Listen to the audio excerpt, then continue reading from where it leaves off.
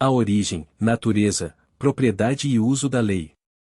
John Wesley. E assim a lei é santa, e o mandamento santo, justo e bom. Romanos 7 verso 12.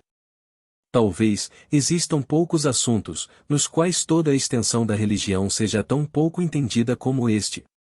Usualmente, se diz ao leitor desta epístola, que, através da lei, Paulo quer dizer, a lei judaica, e, assim, entendendo que ele mesmo não tem interesse nela, seguindo em frente, sem maiores preocupações a seu respeito.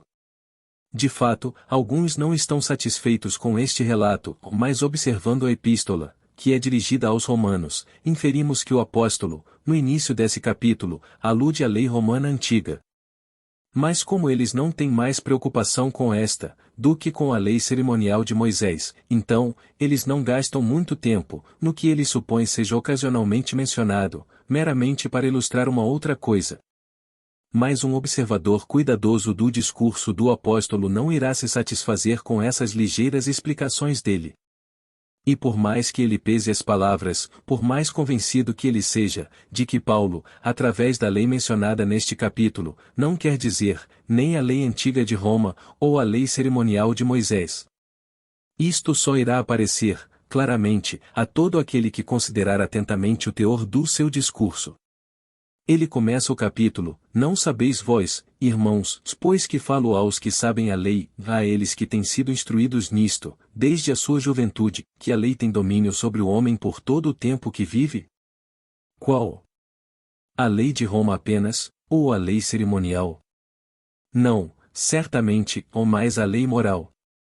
Para dar um exemplo simples, a mulher que tem um marido está sujeita, pela lei ou moral, ao seu marido. De modo que, enquanto seu marido viver, se ela desposar um outro homem, ela será chamada de adúltera, demais, se seu marido estiver morto, ela estará livre daquela lei, de modo que não mais será adúltera, mesmo estando ligada a outro homem. Desse exemplo particular, o apóstolo prossegue esboçando a conclusão geral, assim sendo, meus irmãos, através de uma clara paridade de razão, vocês também se tornam mortos para a lei, para toda a instituição mosaica, através do corpo de Cristo, que foi oferecido por vocês, e que os trouxe para uma nova dispensação, para que vocês pudessem, sem qualquer censura, estar casados a outro, até mesmo com aquele que se ergueu dos mortos, e que tem, por meio disto, dado prova de sua autoridade. Para fazer a mudança, para que possamos produzir os frutos junto a Deus. E isto nós podemos fazer agora, não obstante, antes não pudéssemos, uma vez que estávamos na carne, debaixo do poder da carne, ou seja, da natureza corruptível, o que foi necessariamente o caso, ou até que soubéssemos do poder da ressurreição de Cristo, os movimentos dos pecados, que eram, através da lei, que foi mostrada e afirmada pela lei mosaica, não subjugada, operavam em nossos membros, expandindo-se em caminhos diversos, para produzirem os frutos da morte.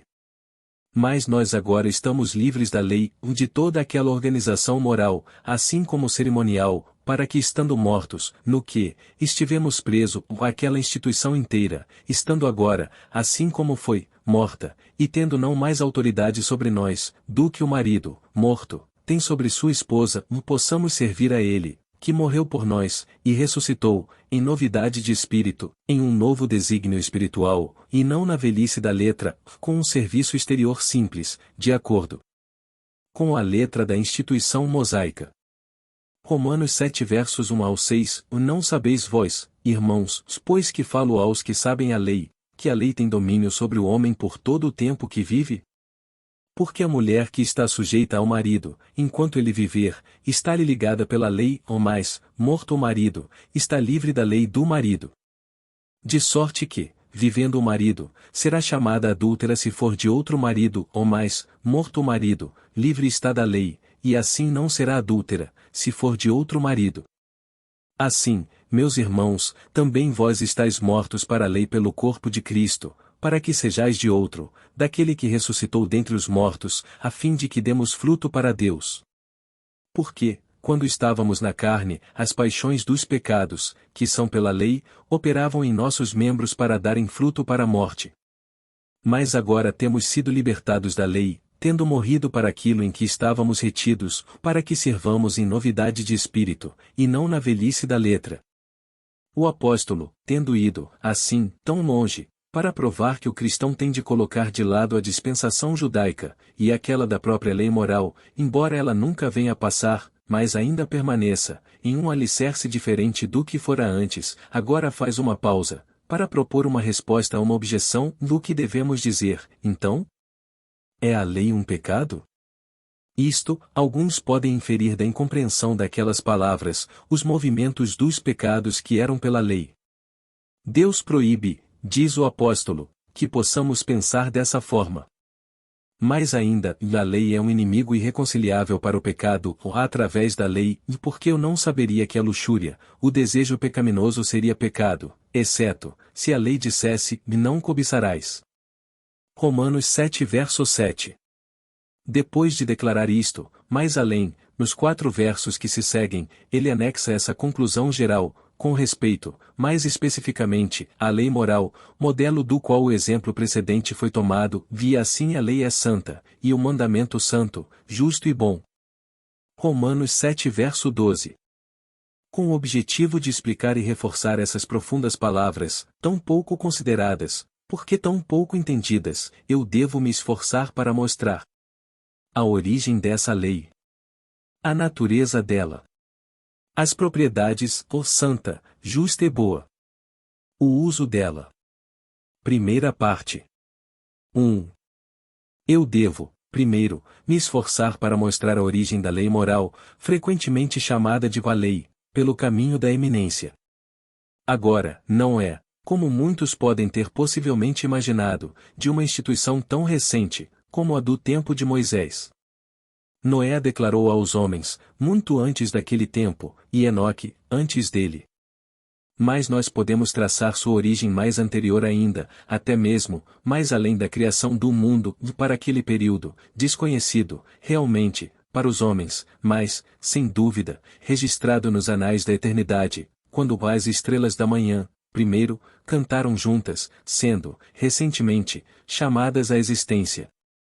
Agradou ao grande Criador fazer desses seus primogênitos, criaturas inteligentes, para que eles pudessem conhecer a Ele que os criou.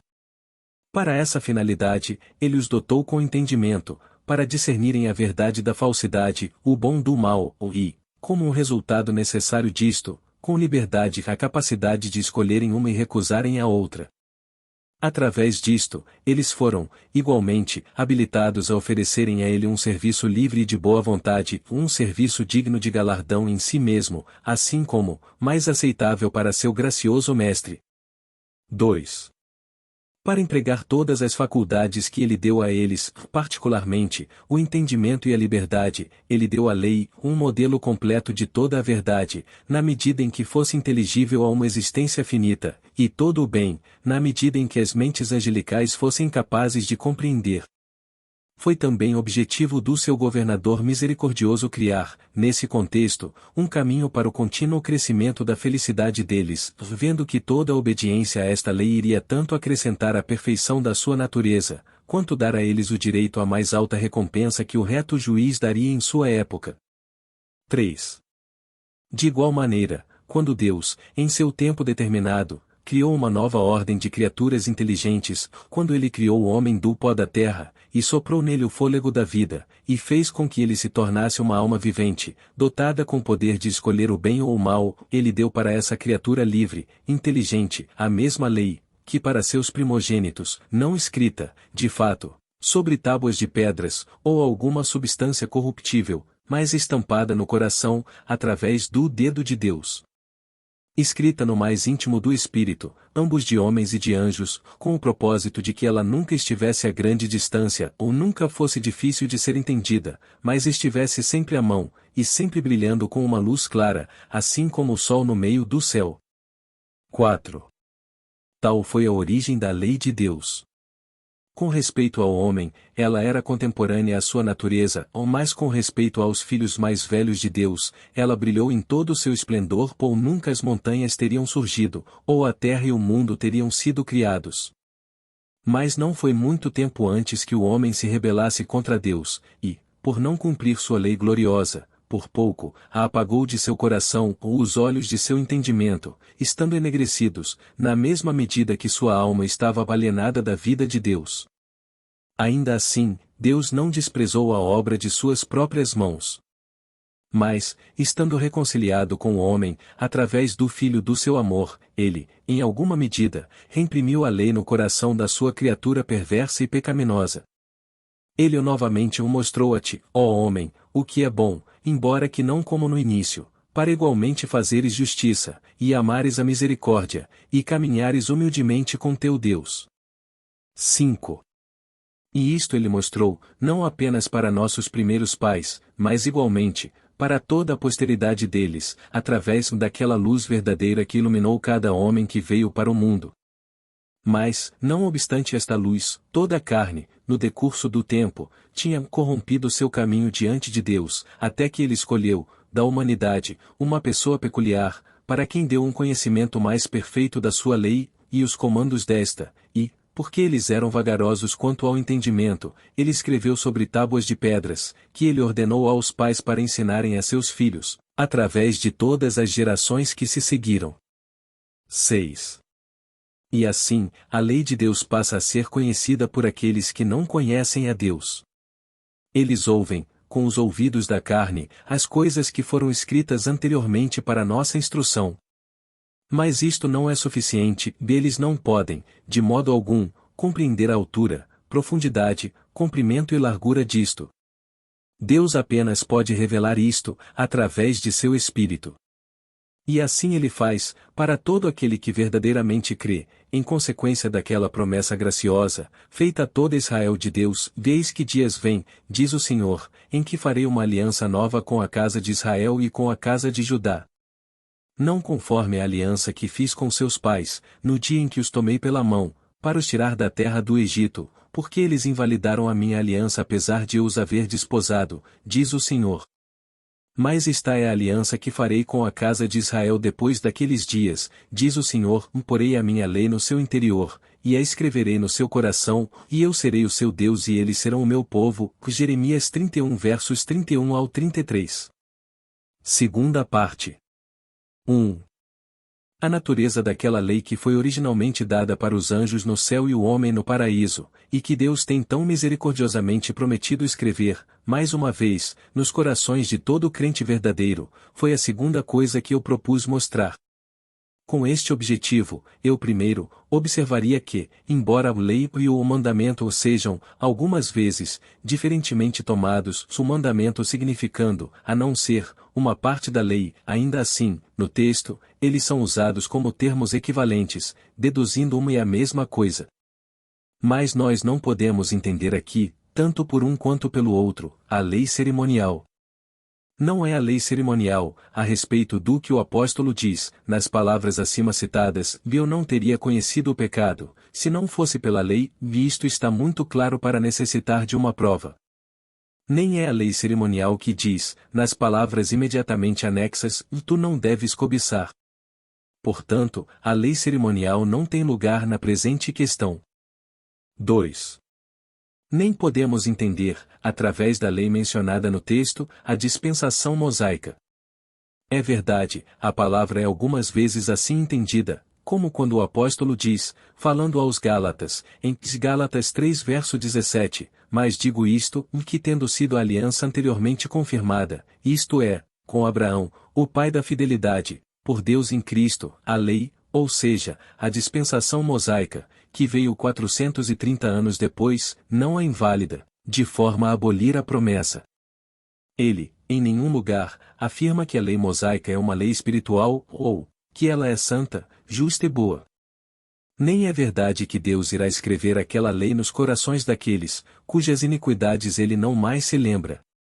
Permanece que a lei, eminentemente assim denominada, não é outra, do que a lei moral. 3. Agora, esta lei é um quadro incorruptível do Altíssimo, e do Espírito Santo que habita a eternidade. É ele quem, em sua essência, nenhum homem viu, ou pode ver, feito visível para homens e anjos. É a face de Deus revelada, o Deus manifestado para suas criaturas, o quanto eles sejam capazes de suportar isto, manifestado para dar, e não para destruir a vida, para que eles possam ver a Deus e viver. É o coração de Deus revelado para o homem. Sim, de certa forma, nós podemos aplicar para essa lei o que o apóstolo diz do Filho de Deus: vê a luz propagada ou o resplendor de sua glória, ou a imagem expressa de sua presença. 4. Se a virtude, disse o pagão do passado, pudesse assumir tal forma, de maneira a podermos vê-la com nossos olhos, que amor maravilhoso ela poderia despertar em nós. Se a virtude pudesse fazer isto, ela já é feita. A lei de Deus é todas as virtudes em uma, de tal forma, a ser vista com os olhos da face, por todos aqueles cujos olhos Deus tem iluminado. O que é a lei, senão a virtude e a sabedoria divina, assumindo uma forma visível? O que ela é, senão as ideias e verdades originais, que foram hospedadas na mente não criada, desde a eternidade, agora suscitada e vestida com tal veículo, de modo a aparecer, até mesmo para o entendimento humano? 5. Se nós examinarmos a lei de Deus, sob um outro ponto de vista, ela é a razão suprema e imutável, é a retidão inalterada, é a aptidão eterna de todas as coisas que são e sempre foram criadas. Eu estou consciente de que existe uma brevidade, e até mesmo, uma impropriedade, nestas, e em todas as outras expressões humanas, quando nós esforçamos para representar, através desses quadros pálidos, as coisas profundas de Deus. Todavia, nós não temos melhor, de fato não temos outro caminho, durante este nosso estado não desenvolvido de existências. Uma vez que nós agora o sabemos, mas em parte, somos constrangidos a profetizar, ou seja, a falar das coisas de Deus, em parte também. Nós não podemos dispor nosso discurso, em razão da escuridão, enquanto estivermos nesta casa de argila. Enquanto sou uma criança, eu devo falar como criança, mas, eu logo deixarei as coisas infantis, ou porque quando aquele que é perfeito vier, o que estiver em parte, deverá ser deixado de lado. 6. Mas, para retornar. A lei de Deus, falando segundo a maneira de homens, é uma cópia da mente eterna ou uma transcrição da natureza divina, sim, é o fruto mais justo do Pai eterno, a emanação mais brilhante de sua sabedoria essencial ou a beleza visível do Altíssimo. É o deleite e maravilha do querubim e serafim, e de toda a companhia do céu, e a glória e alegria de todo crente sábio, e de todo filho de Deus bem instruído sobre a terra. Terceira parte. 1. Tal é a natureza da sempre abençoada lei de Deus. Eu, em terceiro lugar, mostrarei as propriedades dela, e não todas, porque isto iria exceder a sabedoria de um anjo, ou mais aquelas apenas que são mencionadas no texto. Essas são 3, ela é santa, justa e boa. Primeiro, a lei é santa. 2. Nesta expressão, o apóstolo não parece falar de seus efeitos, mas, preferivelmente, de sua natureza, como Tiago, falando a mesma coisa, sob outro nome, diz, e a sabedoria do alto, que não é outra coisa, que a esta lei, escrita em nossos corações, é, primeiramente pura, virtuosa, imaculada, e eternamente e essencialmente santa. Tiago 3 verso 17. Mas a sabedoria que do alto vem é, primeiramente pura, depois pacífica, moderada, tratável, cheia de misericórdia e de bons frutos, sem parcialidade, e sem hipocrisia. E, consequentemente, quando é transcrita para a vida, tanto quanto para a alma, é, como o mesmo apóstolo denomina, em Tiago 1 verso 27, religião pura e imaculada, ou, a pura, limpa, e não poluída adoração a Deus. 3. De fato, é no mais alto nível, pura, virtuosa, limpa, santa. Do contrário, não poderia ser o fruto imediato, e muito menos, o semblante expresso de Deus, que é a santidade essencial. A lei é purificada de todo pecado, limpa e imaculada de qualquer toque do mal. É a Virgem virtuosa, incapaz de qualquer violação, de qualquer mistura com o que é imoral ou profano. Não tem camaradagem com o pecado de qualquer tipo, porque que comunhão tem a luz com a escuridão? Como o pecado é, em sua mesma natureza, inimigo de Deus, então, sua lei é inimiga do pecado. 4. Por esta razão é que o apóstolo rejeita, com tal abominação, a suposição blasfema de que a lei de Deus é, em si mesma, tanto pecado quanto causa dele. Deus proíbe que possamos supor que ela é a causa do pecado, porque ela é a descobridora dele, porque ela detecta as coisas escondidas da escuridão, e as traz para o dia claro. É verdade que, por esses meios, como o apóstolo observa, o pecado parece ser pecado. Romanos 7 verso 13, o logo bom tornou-se morte? De modo nenhum, ou mais o pecado, para que se mostrasse pecado, operou em mim a morte pelo bem, a fim de que pelo mandamento o pecado se fizesse excessivamente maligno. Toda sua máscara é retirada, e aparece em sua deformidade inata. É verdade que, aquele pecado, pelo mandamento, igualmente, se torna excessivamente pecaminoso, e estando agora confinado contra a luz e o conhecimento, e estando desprovido, até mesmo do pobre pretexto da ignorância, ele perde sua justificativa, assim como, dissimulação, e se torna, muito mais odioso, ambos para Deus e homem. Sim, é verdade que o pecado opera a morte, através daquela que é boa, que, em si mesma, é pura e santa. Quando ele é protraído para a luz, ele não mais se enfurece quando é reprimido, e rompe com a maior violência. Assim, o apóstolo fala na pessoa de alguém que foi convencido do pecado, mas não ainda liberto dele. Romanos 7 verso 8, ou mais o pecado, tomando ocasião pelo mandamento, detectando e esforçando-se para impedi-lo, tanto mais, operou em mim toda a concupiscência, toda maneira de desejo insensato e prejudicial, que aquele mandamento buscava restringir. Assim, quando o mandamento vem, o pecado revive. Romanos 7 verso 9, e eu, n'algum tempo, vivia sem lei, mas, vindo o mandamento, reviveu o pecado, e eu morri. Ele não mais se preocupa ou se enfurece. Mas isto não é uma mácula sobre o mandamento. Embora ele seja ofendido, ele não poderá ser pervertido. Isto apenas prova que o coração do homem é desesperadamente mau. Mas a lei de Deus ainda é santa. 5. Ela prescreve, exatamente, o que é certo, precisamente, o que deve ser feito, dito ou pensado, ambos com respeito ao autor de nossa existência, com respeito a nós mesmos, e com respeito a toda criatura que ele tenha criado. É adaptada, em todos os aspectos, à natureza das coisas, a todo o universo, e cada individualidade. É adequada a todas as circunstâncias de cada um, e a todas as suas relações mútuas, quer aquelas que sempre existiram, desde o início, ou as que principiaram, em algum período seguinte. É exatamente de acordo com a conveniência de todas as coisas, se essenciais ou acidentais. Ela vem de encontro com nenhuma dessas, em qualquer grau, ou nem é desarmônica com elas. Se a palavra for tomada naquele sentido, não existe coisa alguma arbitrária na lei de Deus. Apesar de que o todo, e a parte dela ainda sejam totalmente dependentes sobre sua vontade e de maneira que seja feita a tua, é a lei suprema e universal, na terra assim como no céu. 6. Mas a vontade de Deus é o motivo da sua lei?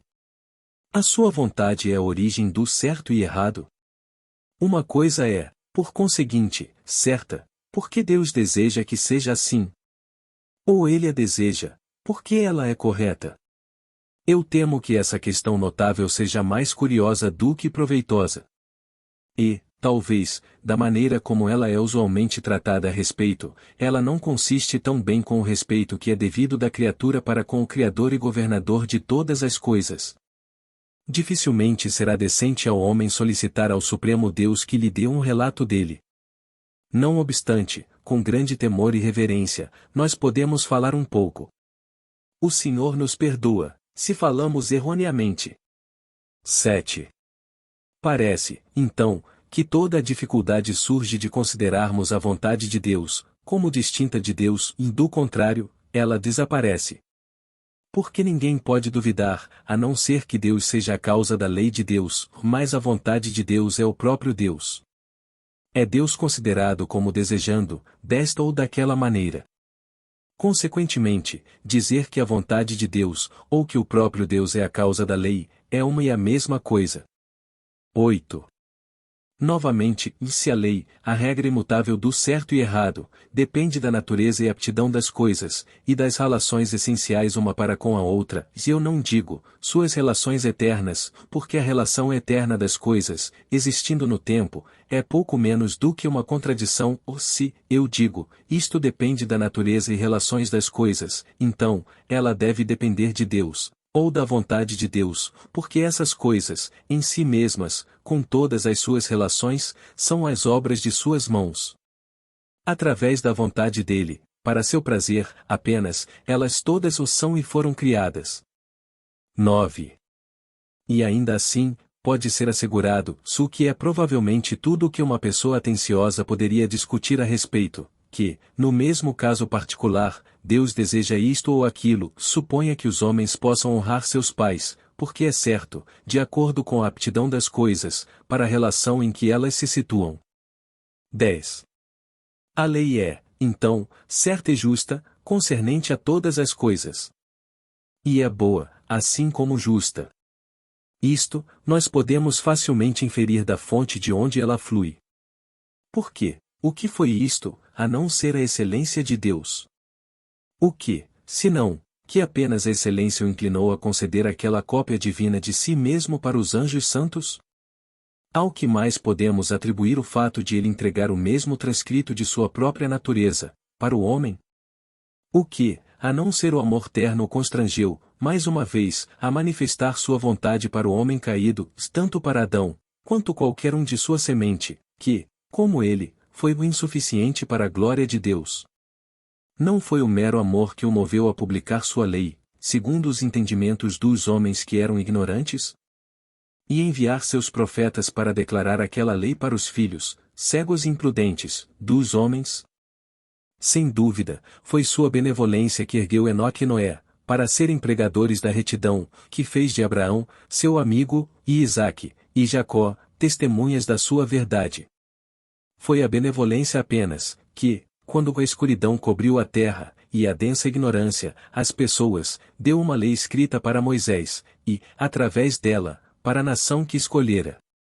Foi o amor que explicou esses oráculos vivos, através de Davi e todos os profetas que se seguiram, ou até quando o cumprimento do tempo chegou, e ele enviou seu unigênito, não para destruir a lei, mas para cumprir, para confirmar cada jota e tio dela, lá até que a tendo escrito nos corações de todos os seus filhos, e colocado todos seus inimigos sob seus pés, ele entregasse o seu reino, mediador para o Pai, para que Deus pudesse ser tudo em todos.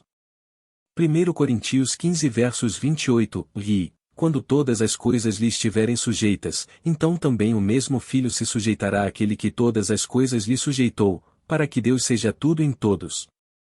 11. E esta lei, que a benevolência de Deus deu, a princípio, e que ele preservou, através de todos os tempos, é, como a fonte de onde ela flui, cheia de bondade e benignidade, é compassiva e delicada, e, como o salmista expressa, mais doce que o mel, e o favo de mel. É cativante e cordial. Ela inclui todas as coisas que são amáveis e de boa reputação. Se existe alguma virtude, se existe algum louvor, diante de Deus e seus anjos santos, eles estão todos inseridos nisto, onde estão escondidos todos os tesouros da sabedoria, conhecimento e amor, divinos. 12. E é boa, em seus efeitos, assim como, em sua natureza. Como a árvore é, assim, são seus frutos. Os frutos da lei de Deus, escrita no coração, são retidão, paz, e segurança, para sempre. Ou, antes, a lei, em si mesma, é retidão, preenchendo a alma com a paz que ultrapassa todo entendimento, ou fazendo com que nos regozijemos, sempre mais, no testemunho de uma boa consciência em direção a Deus. É para uma garantia tão propriamente, como um penhor de nossa herança, sendo uma parte da posse adquirida. É Deus feito manifesto, em nossa carne, e nos trazendo com ele a vida eterna, ou nos assegurando, através daquele amor puro e perfeito, que fomos selados para o dia da redenção, que ele irá nos poupar, como um homem poupa seu próprio filho que o serve, naquele dia, quando ele compensará suas joias, e para que lá reste para nós uma cora de glória que não desaparece. Quarta parte. 1. resta apenas mostrar, em quarto e último lugar, o uso da lei. E, o primeiro uso dela, sem dúvida, é convencer o mundo do pecado. Esta é, realmente, a obra peculiar do Espírito Santo, que pode operar isto, sem quaisquer meios, afinal, ou através dos meios que agradar a ele, mesmo que insuficientes, em si mesmos, ou até impróprios para produzirem tal efeito.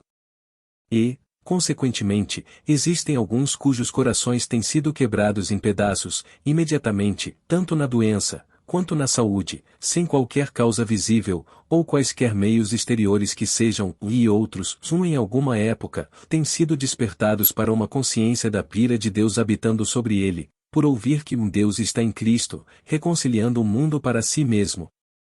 Mas convencer os pecadores, através da lei, é o método comum do Espírito de Deus. É isto que, estabelecendo morada na consciência, geralmente faz as rochas em pedaços. É, mais especialmente, esta parte da palavra de Deus, que é mais rápida e poderosa, cheia de vida e energia, e mais afiada do que qualquer espada de 2 fios. Isto, na mão de Deus e daqueles a quem ele enviou, penetra através de todas as camadas de um coração enganoso, e divide, até mesmo, a alma e o espírito, sim, como fora, mesmo as juntas e tutano. Assim, o pecador é revelado para si mesmo. Todas as suas folhas de figueira são feitas em pedaços, e ele vê que é um desprezível, pobre, miserável, cego e nu. A lei prova a culpabilidade, de todos os lados. Ele se sente um mero pecador. Ele não tem como pagar.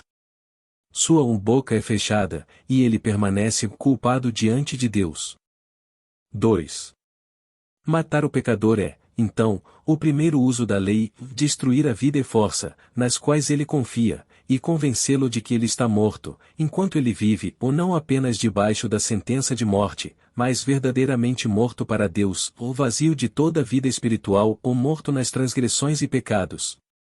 O segundo uso dela, é trazê-lo de volta à vida, para junto de Cristo, para que ele possa viver. É verdade que, na execução de ambas essas missões, ela executa o papel de uma professora escolar severa. Antes de nos dirigir pelo amor, ela nos dirige pela força. Mas, ainda assim, o amor é a fonte de tudo. É o espírito do amor que, através desses meios dolorosos, arranca fora nossa confiança na carne, que não nos deixa em que confiar, e então, constrange o pecador, despido de tudo, a clamar na amargura de sua alma, ou a gemer na profundidade de seu coração, eu deixo de lado toda a justificativa, Senhor, eu estou condenado, ou mais tu morreste. 3. O terceiro uso da lei é nos manter vivos. É o grande meio, pelo qual o Espírito abençoado prepara o crente para uma comunicação maior da vida de Deus. Eu temo que essa grande e importante verdade é pouco entendida, não apenas pelo mundo, mas, até mesmo, pelos muitos a quem Deus tem tirado do mundo, aqueles que são filhos verdadeiros de Deus pela fé. Muitos desses repousam, em uma verdade não questionada, a de que, quando vamos para Cristo, nós desistimos da lei, e que, neste sentido, Cristo é o fim da lei para todo aquele que crê. O fim da lei, então, ele é o fim, para a retidão, para a justificação, para todo aquele que crê. Neste contexto, a lei é o fim. Ela não justifica ninguém, apenas os traz para Cristo, que é também, em outro aspecto, a finalidade ou a extensão da lei, o ponto, em que ela continuamente objetiva. Mas, quando ela nos traz até Ele, ainda assim, a sua tarefa vai mais além, ou seja, nos manter com Ele. Porque continuamente estimula todos os crentes, quanto mais eles veem sua altura, profundidade, comprimento e largura, a exortar um ao outro muito mais e mais intimamente nos permita aconchegamo-nos, no seu amado abraço, esperando sua plenitude receber, e a graça responder à graça. 4.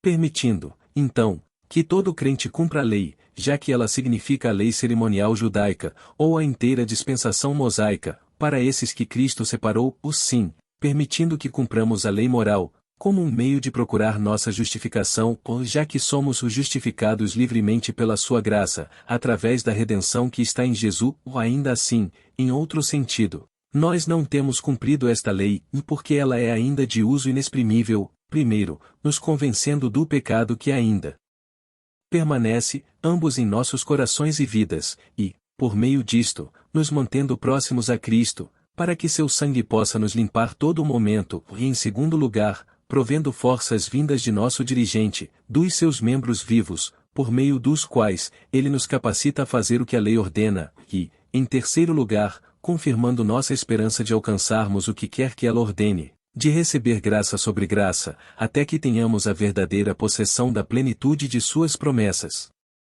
5. Quão claramente isto concorda com a experiência do verdadeiro crente. Enquanto ele clama, vó, que amor eu tenho, junto à tua lei. O dia todo é meu estudo nela, ele vê diariamente, naquele modelo divino, mais e mais, de sua própria pecaminosidade. Ele vê, mais e mais claramente, que ele é ainda um pecador em todas as coisas, que nem seu coração, nem seus caminhos estão corretos diante de Deus, e que todo momento, ela o envia para Cristo. Isto mostra a ele, o significado do que está escrito, também farás uma lâmina de ouro puro, e nela gravarás como as gravuras de selos, santidade ao Senhor. E atá-la-ás com um cordão de azul, de modo que esteja na mitra, na frente da mitra estará, e estará sobre a testa de Arão, uma espécie de nosso grande sumo sacerdote, para que Arão leve a iniquidade das coisas santas, que os filhos de Israel santificarem em todas as ofertas de suas coisas santas um tanto quanto nossas orações ou coisas santas, da redenção para o restante de nossos pecados. E estará continuamente na sua testa, para que tenham aceitação perante o Senhor. Êxodo 28 versos 36 ao 38. 6. Para explicar isto, através de um único exemplo, a lei diz, não matará, e, por meio disto, como nosso Senhor ensina, proíbe, não apenas os atos exteriores, mas todo tipo de palavra ou pensamento. Agora, quanto mais eu inspeciono a lei perfeita, mais eu sinto quão longe eu estou de alcançá-la, e quanto mais eu sinto isto, mais eu sinto a necessidade de seu sangue, redentor de todos os meus pecados, e de seu Espírito, para purificar meu coração, e me fazer, perfeito e inteiro, faltando nada. 7. Por esta razão, eu não posso tratar a lei, algum momento, com indulgência, ou não mais do que eu posso tratar a Cristo, vendo que eu agora quero, pelo quanto ela me mantém em Cristo, já que eu sempre precisei dela, para me trazer para Ele. Do contrário, esse coração mau da descrença imediatamente se afastaria do Deus vivo. De fato, uma está continuamente me enviando para o outro, a lei para Cristo, e Cristo para a lei. Por um lado, a altura e profundidade da lei me constrangem a voar para o amor de Deus em Cristo, por outro, o amor de Deus em Cristo, faz benquista a lei para mim, acima do ouro e pedras preciosas, vendo que eu sei que cada parte dela é uma promessa graciosa, que meu Senhor irá cumprir no tempo certo. 8. Quem você é, então, ó homem, que o julga a lei, e fala mal da lei? Que a coloca no mesmo nível do pecado, que Satanás, e que a morte, e os envia todos juntos para o inferno? O apóstolo Tiago considerou julgar ou falar mal da lei, uma espécie tão grande de maldade, que ele não soube como exacerbar a culpa de julgar nossos irmãos, mais do que mostrá-la incluída nisto. Então, agora, diz ele, você não é um executor da lei, mas um juiz. Um juiz daquilo que Deus tem ordenado, para julgar a você. De forma que você tem colocado a si mesmo na cadeira de julgamento de Cristo, e derrubado a regra, por meio da qual, ele irá julgar o mundo. Tome conhecimento da vantagem que Satanás tem obtido sobre você, e, para o tempo que virá, nunca pense ou fale levianamente a respeito, ou muito menos, vista, como um espantalho, esse instrumento abençoado da graça de Deus. Sim, ame e valorize a lei, por causa dele, de quem ela veio, e por ele, para quem ela conduz. 9. E se você estiver totalmente convencido de que ela é o fruto de Deus, que ela é a cópia de todas as perfeições inimitáveis dele, e que ela é santa, justa e boa, mas, especialmente para aqueles que creem, e então, em vez de desprezá-la como uma coisa contaminada, veja que você se adira a ela mais e mais. Nunca permita que a lei da misericórdia e verdade, o do amor a Deus e ao homem, o da humildade, mansidão, pureza, renuncie a você. amarre-a em volta do seu pescoço, e escreva-a na tábua do seu coração. Fique perto da lei, se você quer se manter perto de Cristo, ou segure-a, firmemente, ou não a deixe escapar. Que esta continuamente o conduza ao sangue redentor, e continuamente confirme a sua esperança, até que a retidão da lei seja cumprida em você, e você seja preenchido com toda a plenitude de Deus. 10. E, se seu Senhor já tem cumprido sua palavra, ou se ele já tem escrito sua lei em seu coração, então, permaneça firme, na liberdade, em que Cristo tem feito livre. Você não foi apenas feito para ser livre das cerimônias judaicas, da culpa do pecado, e do temor do inferno, e esses estão, tão longe de serem tudo, que chegam a ser menor e a mais insignificante parte da liberdade cristã, o mais, do que é infinitamente maior, do poder do pecado, ou do servir ao diabo, ou de ofender a Deus. Oh, fique firme, nessa liberdade, em comparação a que, todo o restante, nem mesmo merece ser mencionado. Fique firme, no amor de Deus, com todo o seu coração, e servindo a Ele com todas as suas forças. Esta é a liberdade perfeita, assim, manter esta lei, e caminhar em todos os seus mandamentos, sem culpa. Não seja emaranhado novamente pelo jugo da escravidão. Eu não quero dizer a escravidão judaica, ou nem ainda a escravidão do medo inferno, desses, eu confio, estão muito longe de você. Mas, precavenha-se de ser emaranhado novamente pelo jugo do pecado, por qualquer transgressão interior ou exterior da lei. Abomine o pecado, muito mais do que a morte ou o inferno, ou abomine o próprio pecado, muito mais do que a punição por causa dele. Fique longe da escravidão do orgulho, do desejo, da ira, de todo temperamento pecaminoso, ou palavra, ou obra. Olhe para Jesus, e com o objetivo disto, observe mais e mais a lei perfeita, a lei da liberdade, e continue nisto, assim, tu deverás, diariamente crescer na graça, e no conhecimento de nosso Senhor Jesus Cristo.